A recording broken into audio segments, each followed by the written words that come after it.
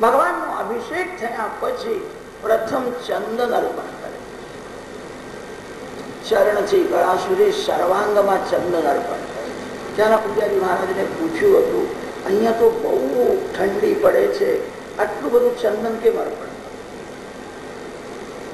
તે પૂજારી મહારાજે કહ્યું, બદ્રીનાથજી આખો દિવસ તપ કરે છે. તપ કરવાથી શ્રીઅંગમાં ગરમી વધી જાય છે. ભગવાન શંકરને હિમાલયમાં પણ ગરમી લાગે છે. બદ્રીનાથ ભગવાનને હિમાલયમાં ગરમી લાગે છે. પ્રથમ ચંદન અર્પણ કરે. તપસ્વીની સેવા છે. રાજાધિરાજ પ્રભુએ એવી લીલા કરી છે, લક્ષ્મીજીને કહ્યું છે મારી સાથે બેસશો નહીં, બહાર જઈને બેસો. નિયમ તો એવો છે, લક્ષ્મી નારાયણ સાથે જ વિરાજ. બદ્રીનારાયણમાં લક્ષ્મીજી બહાર વિરાજેલા છે, અંદર એકલા નારાયણ છે. જગતને તપશ્ચર્યાનો આદર્શ બતાવ્યો છે. તેને આખો દિવસ તપશ્ચર્યા કરવી હોય એ સ્ત્રી શરીરથી દૂર રહે. સ્ત્રીને આખો દિવસ તપશ્ચર્યા કરવી હોય તો પુરુષ શરીરથી દૂર રહે. સ્ત્રીનો સંગ, પુરુષનો સંગ, બાળકનો સંગ, દ્રવ્યનો સંગ જ્ઞાનમાં ભક્તિમાં વિઘ્ન કરનાર. લક્ષ્મીજી કોઈ સ્ત્રી નથી. લક્ષ્મી નારાયણ બંને એક છે. જ્યાં ભેદ છે ત્યાં ભોગ હોય છે. જ્યાં અભેદ છે ત્યાં અભય હોય છે. લક્ષ્મી એ જ નારાયણ છે, નારાયણ એ જ લક્ષ્મી છે. લક્ષ્મીજી કોઈ સ્ત્રી નથી. લક્ષ્મીજીનું સ્વરૂપ સ્ત્રી શરીરના જેવું દેખાય છે. હનુમાનજી મહારાજનું સ્વરૂપ વાનર જેવું દેખાય છે. હનુમાનજી વાનર નથી. તુલસીજીનું સ્વરૂપ ઝાડના જેવું દેખાય છે. તુલસીજી ઝાડ નથી. લક્ષ્મીજીને સ્ત્રી ભાવથી જોશો નહીં.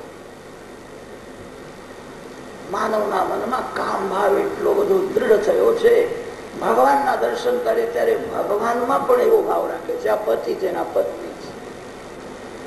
લક્ષ્મી નારાયણ બંને એક જ છે. લક્ષ્મીજીનું સ્વરૂપ સ્ત્રી શરીર જેવું દેખાય છે, સ્ત્રી નથી. જીવનું કલ્યાણ કરવા માટે, માતૃભાવનો આનંદ આપવા માટે માતાજીએ સ્ત્રી શરીર જેવું સ્વરૂપ ધારણ કર્યું છે. લક્ષ્મીજીમાં સ્ત્રીત્વ નથી. પાર્વતી માતા, લક્ષ્મીજી, રાધાજીને સ્ત્રી ભાવથી જોશો. ભગવાનમાં જે લૌકિક ભાવ રાખે છે એની ભક્તિ વધતી નથી. ભગવાનમાં જે લૌકિક ભાવ રાખે છે એના ભક્તિમાં વિઘ્ન આવે છે. ભગવાનમાં અલૌકિક ભાવ રાખે. સ્ત્રી ભાવ, પુરુષ ભાવથી ભગવાનના દર્શન ન કરો. લક્ષ્મી નારાયણ બંને એક જ છે.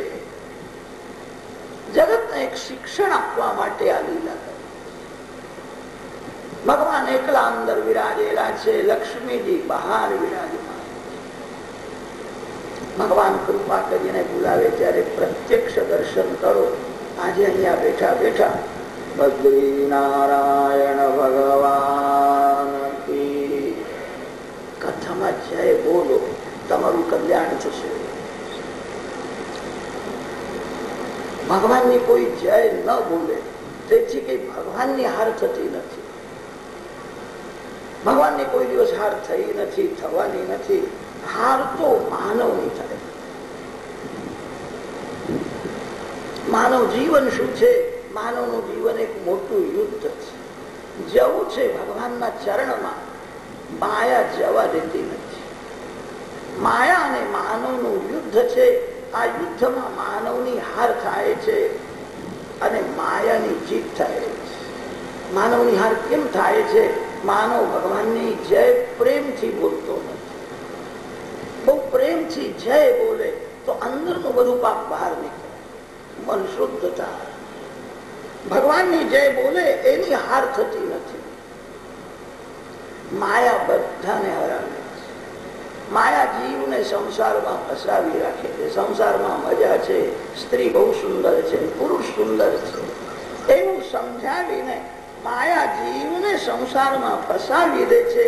માયાની જીત થાય છે, માનવની હાર થાય. તમારી હાર થાય એવી ઈચ્છા હોય તો જય બોલશો. તમારી જીત થાય એવી ઈચ્છા હોય તો શ્રી ગોવર્ધનનાથ કી. એના કરતા અવાજ બહુ વધી ગયો. માનવ મૂર્ખ નથી, ડાયો છે. ડાયો હોવા છતાં એને કોઈ ટકોર ન કરે ત્યાં સુધી અક્કલ આવતી નથી. પ્રેમથી જય બોલો. તમારું હૃદય શુદ્ધ થશે, તમારી હાર થશે નહીં. શ્રી ગિરિરાજ ધરણ કી દ્વારિકાધીશ કી. શ્રી બાલકૃષ્ણલાલ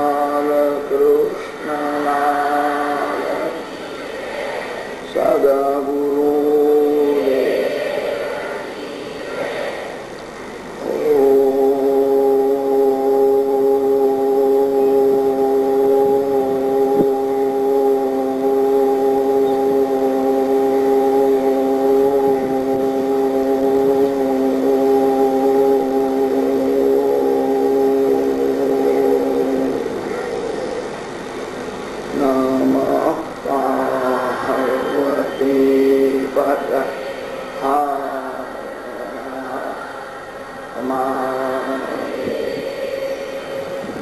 ભરતખંડના માલિક દેવ બદ્રિકાશ્રમમાં વિરાજેલા નરનારાયણ સ્વામી કથાના આરંભમાં નરનારાયણ ભગવાનને વંદન કરે.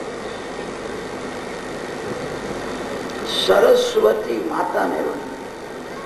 દેવીમ સરસ્વતીમ વ્યાસમ. સરસ્વતી માતા જ્ઞાન શક્તિ છે. જ્ઞાન ભૂલાય છે. જેના ઉપર સરસ્વતીની કૃપા છે એનું જ જ્ઞાન કાયમ ટકે છે. જ્ઞાન મેળવવું બહુ કઠણ નથી, સર્વકાળ જ્ઞાનમાં સ્થિર રહેવું બહુ કઠણ. કથા સાંભળો છો તમે બધા જ્ઞાની સંતના જેવા જ બેઠા છો, કેટલી શાંતિ રાખો છો. તમને બધાને વંદન કરવાની ઈચ્છા થાય. માનવ મૂર્ખો નથી, જ્ઞાની છે. કથામાં તો જ્ઞાની છે, અહીંથી ઘેર ગયા પછી એનું જ્ઞાન ટકશે કે નહીં ભગવાન જાણે. ઘરમાં જ્ઞાન ટકતું નથી. ઘરમાં માનવ જ્ઞાનને ભૂલી જાય છે. કેટલાક ઘરમાં જ્ઞાની હોય છે, દરવાજો બંધ કર્યા પછી જ્ઞાનને ભૂલી જાય. એકાંતમાં જીવ જ્ઞાનને ભૂલી જાય છે. સરસ્વતી માતાની જેના ઉપર બહુ કૃપા છે એનું જ જ્ઞાન કાયમ ટકે. કથાના આરંભમાં માતા સરસ્વતીને તેથી વંદન કરે છે. કથામાં હું જે કઈ સાંભળું મને યાદ રહે. માનવ જ્ઞાનને ભૂલી જાય. દેવી સરસ્વતી વ્યાસમ. સરસ્વતી માતાની કૃપા હોય તો જ જ્ઞાનમાં સ્થિરતા આવે. વ્યાસ મહર્ષિને વંદન કરે છે. વ્યાસ નારાયણના અનંત ઉપકાર છે. ગંગા કિનારે ઝાડના તળે બેસીને આપણા માટે બહુ દુઃખ સહન કર્યું, ગ્રંથોની રચના કરી. ઘણા વર્ષો સુધી ધ્યાન ધારણા કરતા જે કઈ મળ્યું તે વ્યાસજીએ કૃપા કરીને આપણને આપી દીધું છે. આપણને તો જરાય મહેનત નથી, વ્યાસજીને બહુ પરિશ્રમ થયો છે. કથાના આરંભમાં દેવી સરસ્વતી વ્યાસ. વ્યાસ મહર્ષિના ઉપકારનું સ્મરણ કર્યું. સૂતજી હવે કથાનો આરંભ. સૂતજી સૌપતાદિક ઋષિઓને સાવધાન કરે છે. ઘણા સંતોની મેં સેવા કરી, અનેક સંતો સાથે સત્સંગ કર્યો છે. સંત સેવાથી સત્સંગમાં મને જે કઈ મળ્યું તે હું તમને અર્પણ કરું. હું જરાય સંકોચ નહીં રાખું. મેં એક એવો નિશ્ચય કર્યો છે, આ જીવ ઈશ્વરનો અંશ છે, ઈશ્વરથી અલગ થયો છે. જીવ જગતનો નથી, જીવ સંસારી નથી. જન્મથી કોઈ જીવ પતિ નથી અને જન્મથી કોઈ જીવ પત્ની પણ નથી.